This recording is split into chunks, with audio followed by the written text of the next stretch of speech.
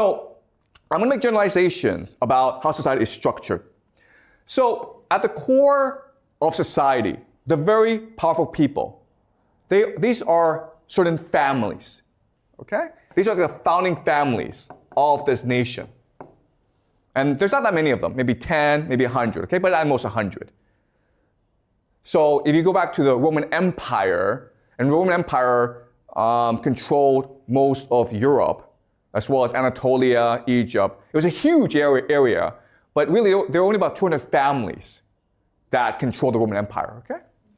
All right, so how these families express power, how they control power in society is through three mechanisms, okay? Three pillars of power. And these three pillars are finance. Okay? Finance, we talked about last class, it's just central banking. All right? Second pillar is religion. Religion is just what people believe, how to control what people believe. Now, the religion of today is science and technology. Okay? And the third pillar is intelligence or spies. All right? Now, for the purpose to save time, I'm not going to go too deeply into intelligence and religion, but I will in future classes, okay? I just need you to remember that there are three pillars of power at the core of society: finance, intelligence, and religion. And it's their nexus, their combination that allows the elite to control everyone else, okay? So from this nexus, they will control all aspects of society, including schools, including the military, including government, including the media, including culture, including crime, the mafia. Okay? Every aspect of society that you can imagine is being controlled in some respect by this nexus of power. Okay? Also, you have like corporations, right? And then at the outer edge are the people. Okay? The people, because they're so massive, the massive people, they're the ones who generate wealth for society. So this system is designed to create as much energy as possible through the people. Okay? Energy. Because the harder the people work, the more wealth is generated in society. All right? So a metaphor that we can use is this. Think of society as a corporation. The people are the workers, right? They're the ones who do the real work. The elite, these families, are the owners. And these people in between, the middle class, are the managers. Okay? So again, this is a very simple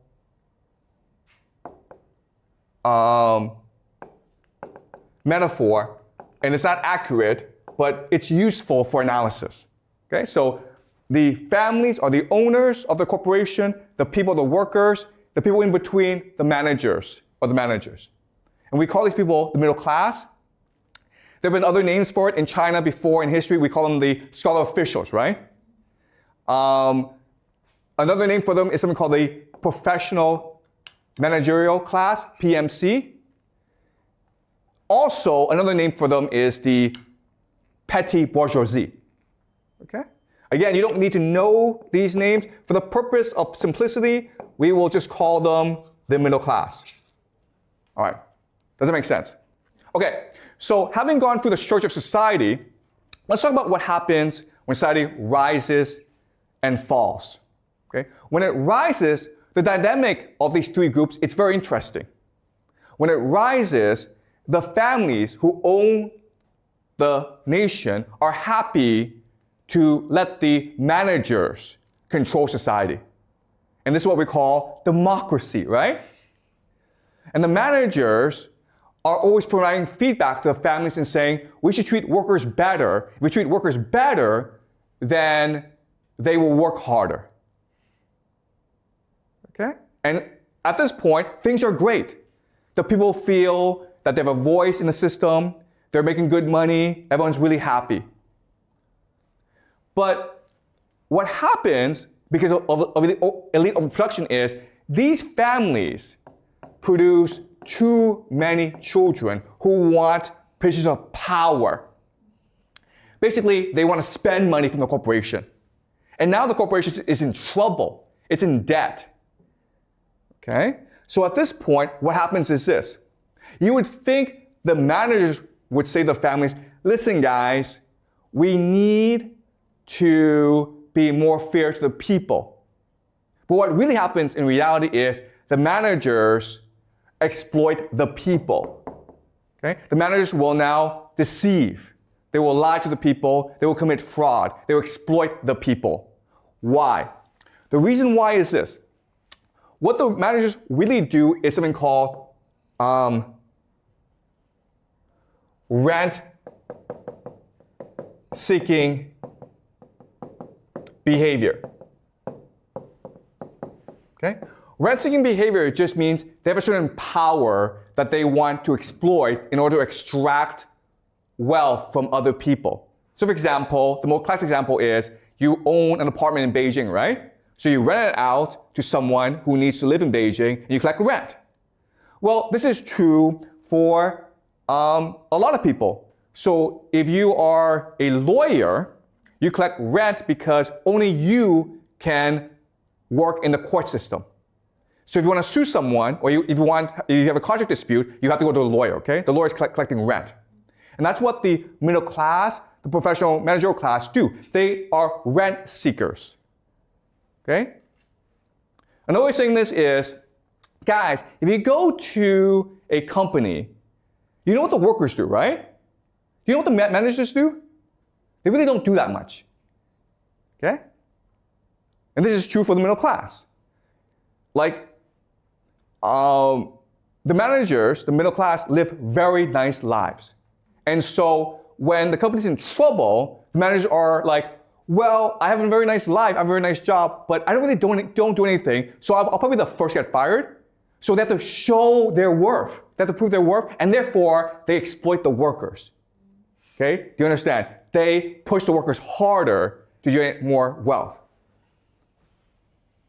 Right? So in the decline phase, this is not really a problem. But what happens over time is the conflict within the elite gets worse and worse. Elite overproduction. And what will eventually happen is they will form into factions that compete against each other for power. Okay? And when that happens, then society becomes aligned into factions. The factions will bring in certain elements of the middle class, which will then bring in certain elements of the people. And now, what happened is civil war or revolution. And this marks the collapse of society. What's really important for us to remember is this is a natural cycle, and no amount of external threat will change that dynamic. Why? Because it's very common for these factions to align with mercenaries. Okay?